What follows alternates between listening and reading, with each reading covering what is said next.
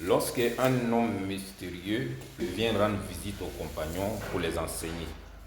Cet homme est arrivé, Omar ibn Khattab dit Shadidu bayad siyab, Shadidu sawad sha'r, la yura alayhi atharu safar. Omar dit, quand il est arrivé, ses cheveux étaient très noirs et son habit était très blanc et il n'avait pas de signe de voyage. Et parmi nous, personne ne le connaissait. Hatta jalasa ila nabi sallallahu alayhi wa sallam, jusqu'à ce qu'il aille s'asseoir auprès du prophète. Il a collé ses deux genoux aux genoux du prophète et il lui a posé des questions.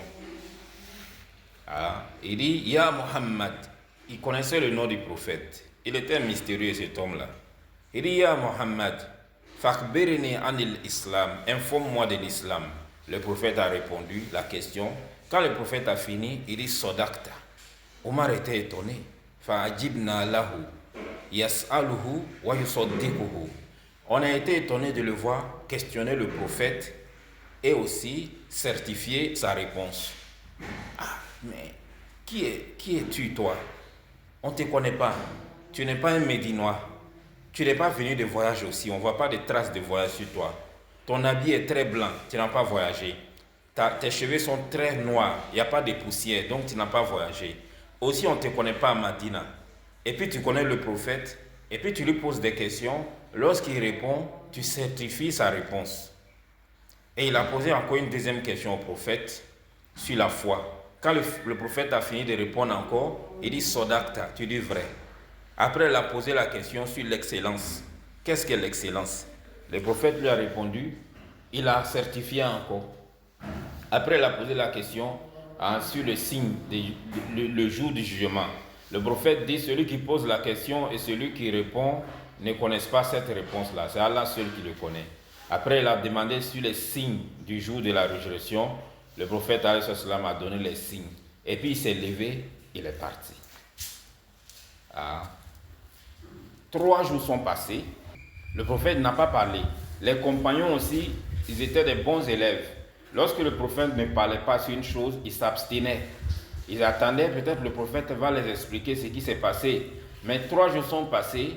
Lorsque le prophète et Omar marchaient, le prophète pose la question. Ya Omar, atadiri mani sa'il? Est-ce que tu sais, celui qui était venu poser des questions la dernière fois, Omar dit, Allah et son messager sont les savants, c'est eux qui les savent. Le prophète dit, fa innahu Jibrilu atakum yu'allimukum dinakum.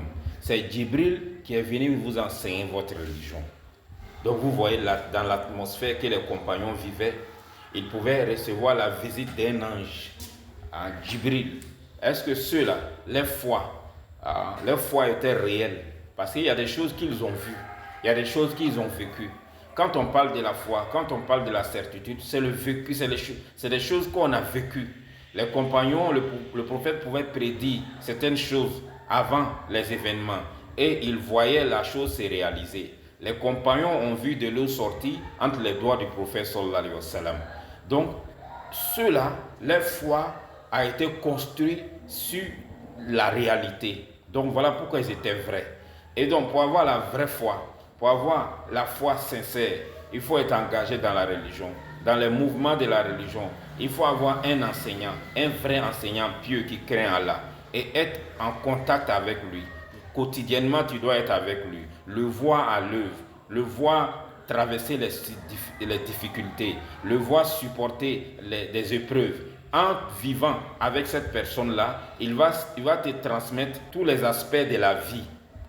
Tu apprendras comme ça avec cette personne jusqu'à ce que tu deviens un homme de foi sincère.